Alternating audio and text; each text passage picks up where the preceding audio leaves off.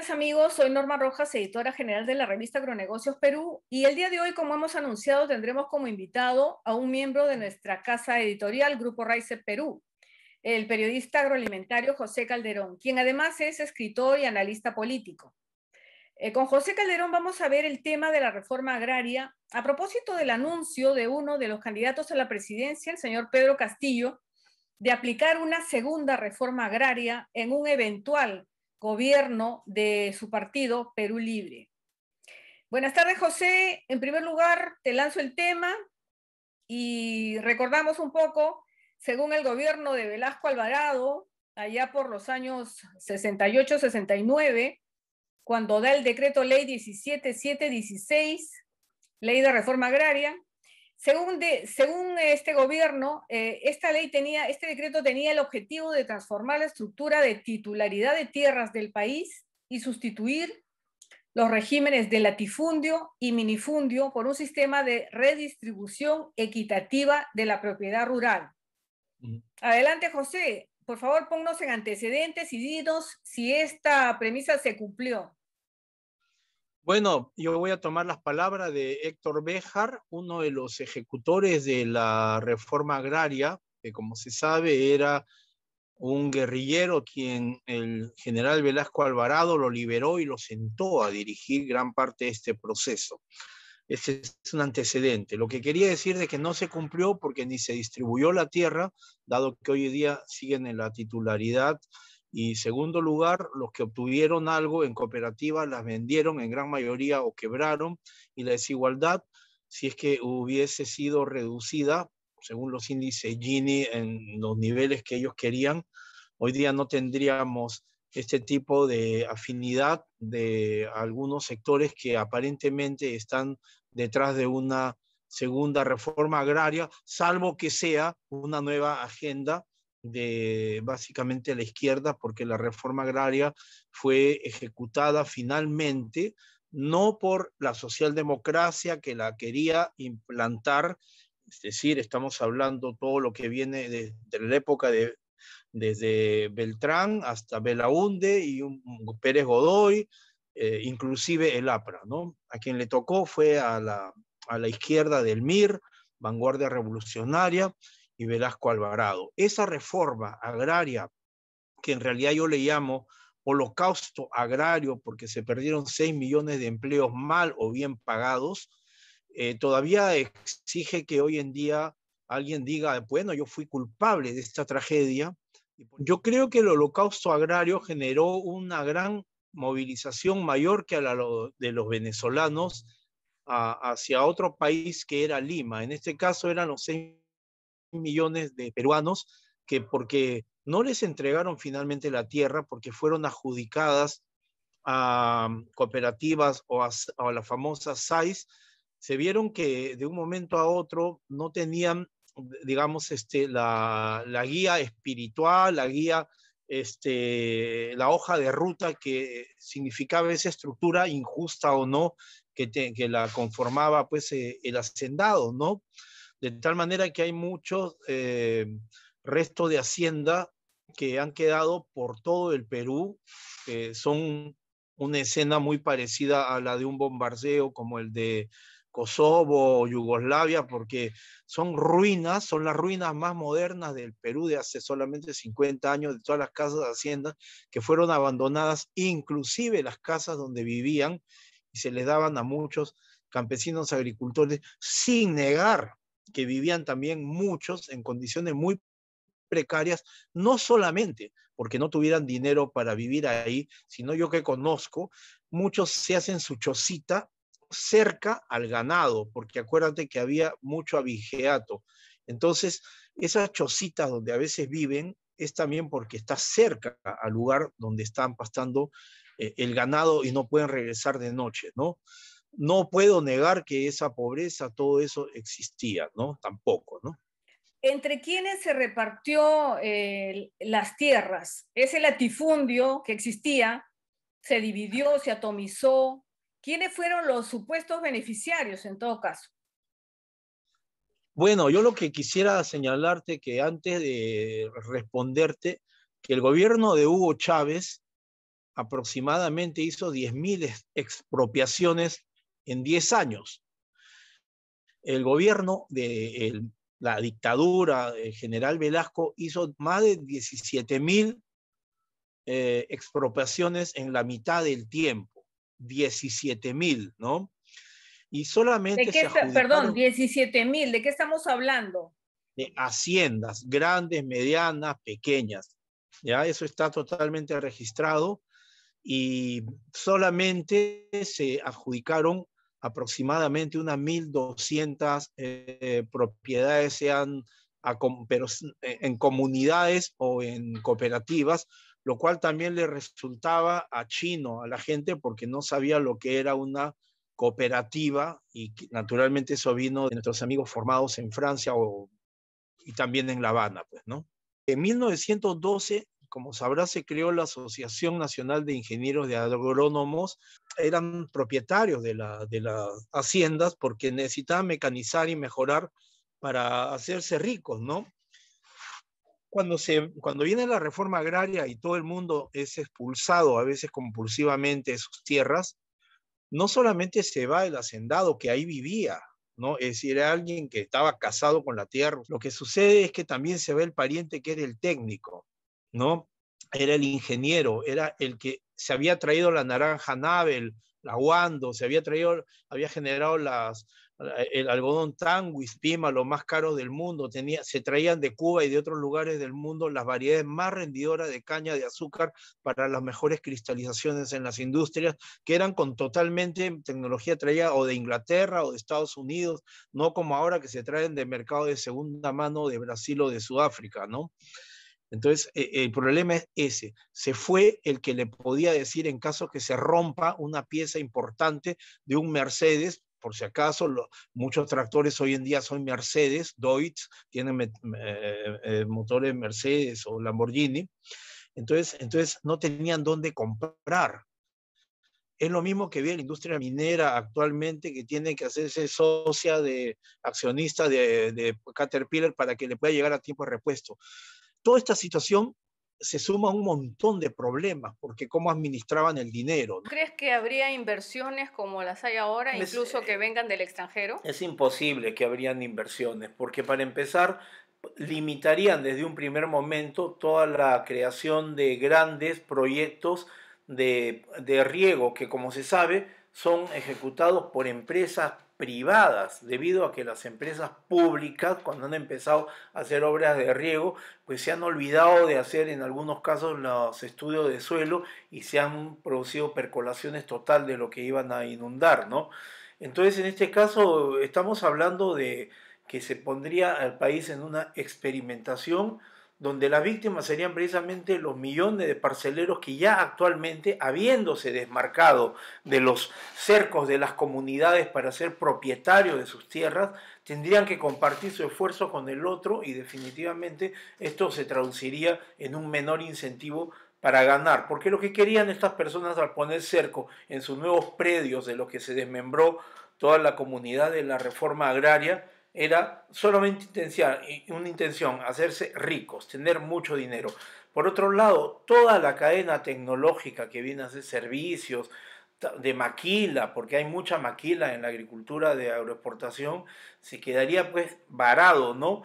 Y también, ¿quién podría dar crédito a alguien que no podría garantizar con su tierra el precio de un tractor o todo lo que ya está viniendo en oferta? Porque si la propiedad va a estar en peligro, el crédito también va a estar en peligro, lo cual significaría una fuga de todo tipo de tecnología y un atraso del agro que no tendría parangón en los últimos 30, 40 años, ¿no? El caso del proyecto Olmos, ¿cómo crees tú que quedaría? Y otras irrigaciones. Bueno, yo diría que Chay-Mochic-3 sería la peor víctima de todas, la peor víctima de todas, ¿no? Porque ya empezaría a, primero que nada, obviamente como los comunistas solo saben eso, harían la criminalización de todas las adjudicaciones que han habido para el ejercicio de la agricultura intensiva en la agroexportación. Recordemos también que hay varios proyectos en camino, como el MAGE Siguas 2, que ya prácticamente está para hacer el trasvase porque toda la parte ya está inicial, está realizada, pero quedaría detenido, ¿no? Frustrando el afán agroexportador de muchos pequeños productores que yo mismo he visto en Majes, y al mismo tiempo, ¿qué cosa podríamos decir, ¿no?, de las nuevas obras en Ica? Separaría inmediatamente, digamos, el reemplazo por nuevas variedades, como ya se ha dado en muchos casos ante el temor de que se les expropien las tierras con las plantas, ¿no?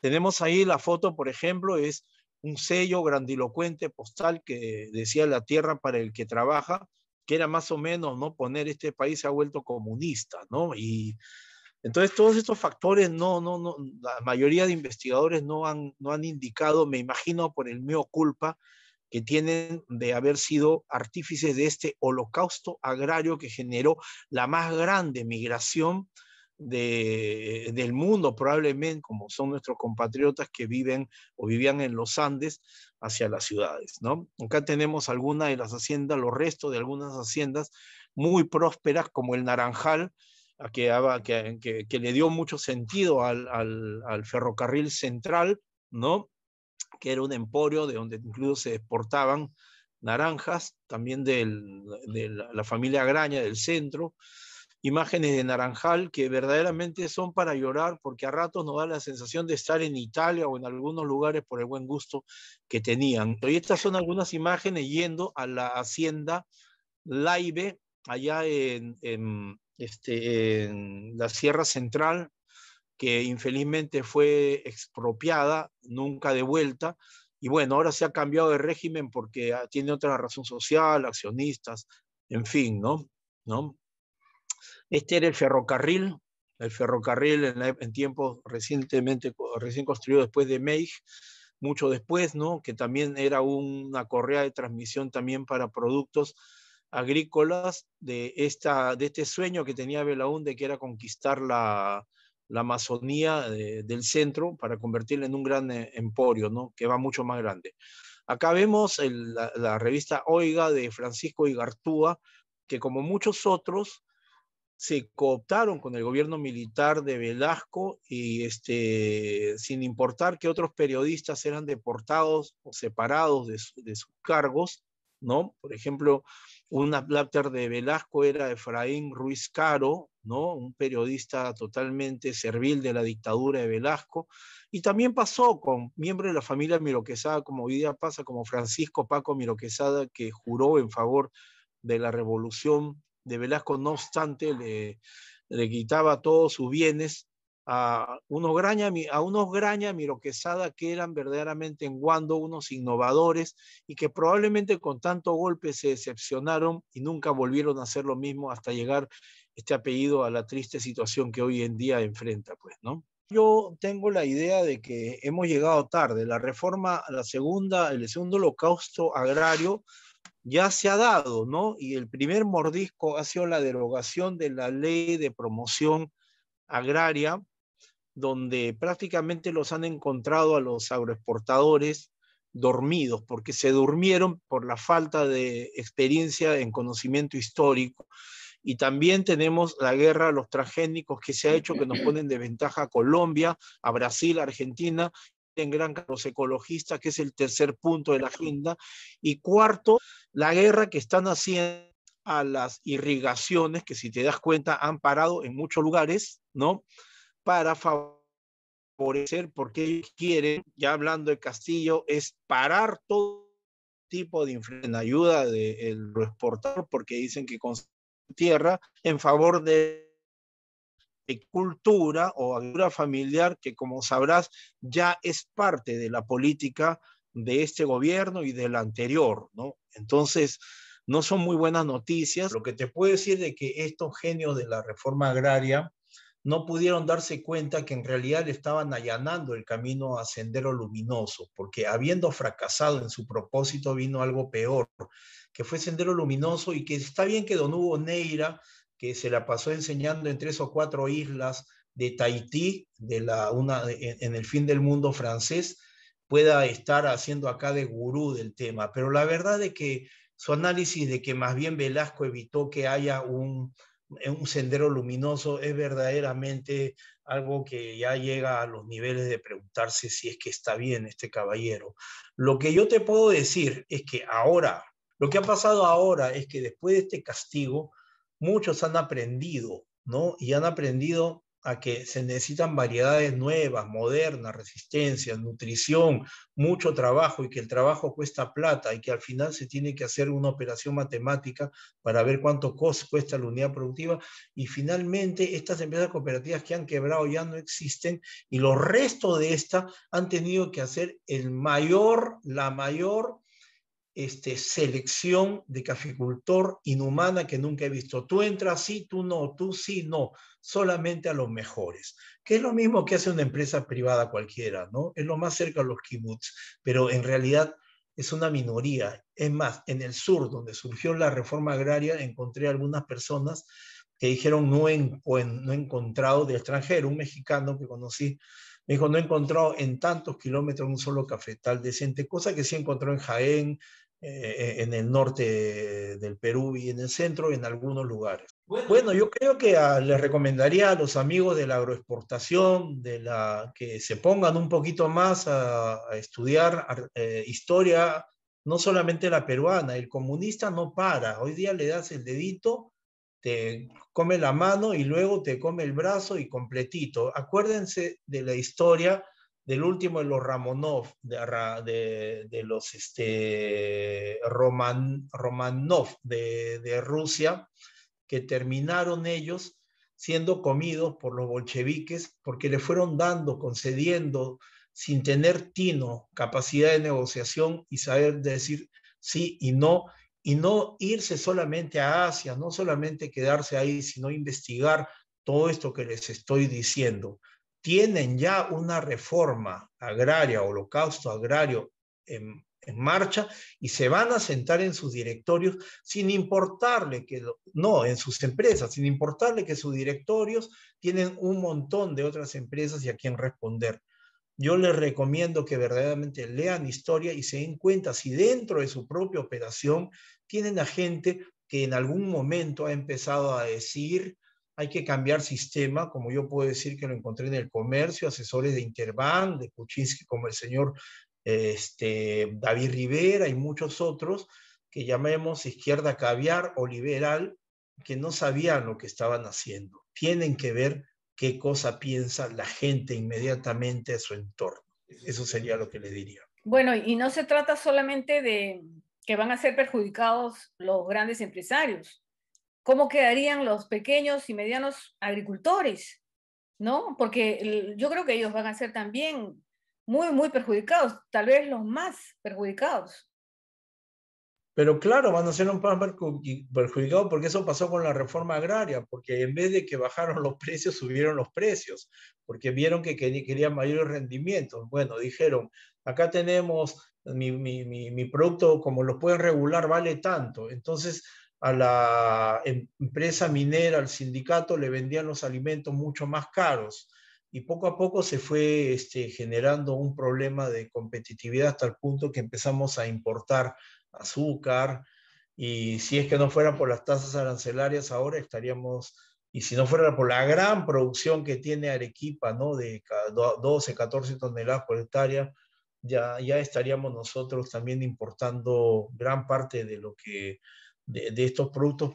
Y hay que señalar que también, ¿no? Necesitamos de una agricultura competitiva porque es imposible que vivamos sin importar alimentos. Si vendemos nosotros algo a Tailandia, algo le tenemos que comprar. Si le vendemos algo a Uruguay, algo le tenemos que comprar. Sea arroz, a lo mejor, ¿no? Sea lo que sea, ¿no? El mundo globalista no va a cambiar, definitivamente, pero lo que sí les aseguro que hay países como Liberia, como Venezuela, como Corea del Norte, que viven verdaderamente el hambre. Y la agricultura está concatenada con otras industrias. Por ejemplo, no podemos dejar de importar maíz, porque de lo contrario nuestra industria avícola, ganadera y la industria alimentaria se caerían. No podemos dejar de importar esos productos y ya que no los podemos producir y en la eventualidad de que haya una reforma, una segunda reforma agraria, creo que estaríamos en la imposibilidad de poder producir nuestros propios alimentos, por lo menos no de inmediato, ni en 10 o 20 años. Creo que seríamos un país dependiente y sin tener nuestras propias industrias, nuestra agricultura, digo, las demás industrias caerían como en efecto dominó. Desde luego, es más, desde ahora ya somos importadores y frágiles frente a las eventualidades. Por ejemplo, si es que a la señora Kirchner, al señor Fernández de Argentina se le ocurre pues a cumplir su amenaza de no vender los granos, el maíz, pues nos quedamos sin alimento para el pollo y como estamos viendo ahora va subiendo, ¿no? Finalmente, subrayemos eso de que la primera reforma agraria estuvo en manos de intelectuales, ¿no? O sea, poetas, escritores, todos de izquierda, pero qué error, ¿no? Si se volviera a suceder eso ahora, la verdad que para empezar sería una catástrofe, ¿no? No podemos estar pues con los señores Béjar, con los señores Delgado, con los señores Neira, pues hablando de futuro, cuando ellos verdaderamente no tienen ningún tipo de autoridad moral y además de haber escrito toneladas de versiones de libros donde no hay una sola, donde yo encuentro que de dónde vamos a conseguir la urea barata, cómo vamos a hacer la reparación del canal Checa, cómo vamos a hacer para interconectar las aguas de la vertiente amazónica en la costa. ¿Cómo no vamos cuándo vamos a entender que en esa reforma agraria tenían que haber hablado de transporte, logística, trenes, batimetría de los puertos? Tenemos ahora Salaberry, tenemos Paita, tenemos un montón que verdaderamente es un orgullo nacional y es una pena que nadie de las agroexportadoras, sino burócratas del Ministerio de Producción o de Comercio, sean los que hagan una imagen que lamentablemente la gente no la cree, cuando lo que sí deberían de creer es ver lo que muchos pequeños lo han hecho de manera excelente, ¿no? Para que veas que hay cosas que sí se han hecho, se pueden hacer, y no es esa la única vía la que dicen estos ideólogos del comunismo que nos quieren reventar y quieren arruinar las agroexportadoras, expropiándoles, cerrándoles las capacidades, las posibilidades de tener riego, cerrándoles todo esto para incursionar en una economía familiar que bienvenida sea, pero no quitándole a la otra la inversión, ¿no? O sea, José, tú me comentas que esa reforma agraria, la primera reforma agraria, no tuvo nada que ver con economía, o sea, no se vio la posibilidad de exportaciones, de mayores producciones. O sea, si no se vio el tema económico en esa reforma agraria, ¿a qué estaban jugando, no? Arruinaron a la economía agrícola de tantas empresas, expropiaron, pero no se vio desde el punto de vista económico.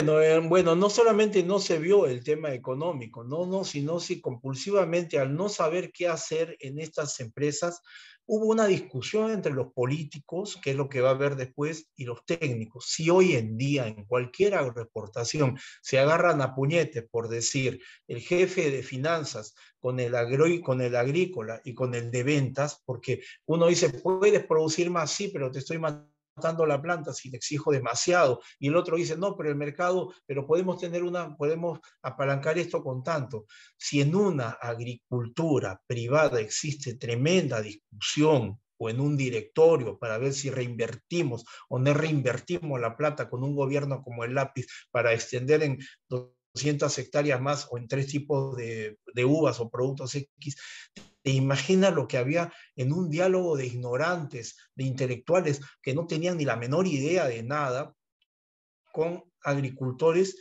o con técnicos que no eran precisamente los mejores técnicos porque se habían ido con sus familiares, abandonando el país?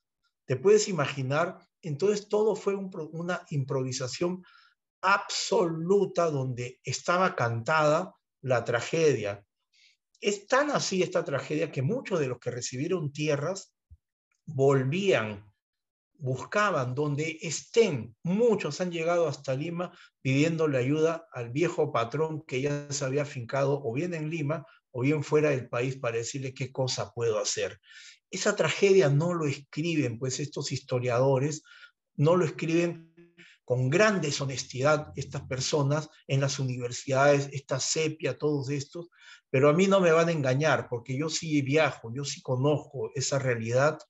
Entonces, yo creo que es tiempo de que todos juntos, los agricultores, agroexportadores, intelectuales, hagamos un ejercicio de honestidad intelectual para decir lo que realmente pasó y dibujar el mañana con otra alternativa que ya funciona y abandonar la imagen de que todo el mundo en el Ande, en el Perú profundo, es un resentido. No, son solamente algunos dirigentes que ya están muy viejos, como los que he encontrado en Mesa Pelada, donde estaba Hugo Blanco luchando, y les he dicho, les he preguntado a los barbudos, que fueron educados en China, por cierto, estos caficultores, dime, ¿qué está haciendo tu hijo? ¿Por qué no está en la chacra? ¿Y sabes qué cosa me han dicho? No lo sé, están trabajando en cualquier lado, quieren estar en cualquier lado menos ahí. Digan la verdad y no hagan como el capitán Ahab de Moby Dick, que nos hundimos todo porque su sueño no se cumplió, ¿no? Una última pregunta, José, ya para terminar esta entrevista. ¿Qué opinas de las federaciones, confederaciones, recontraconfederaciones agrarias, que en todos estos años, que en estas décadas, no sé, no cambiaron nada?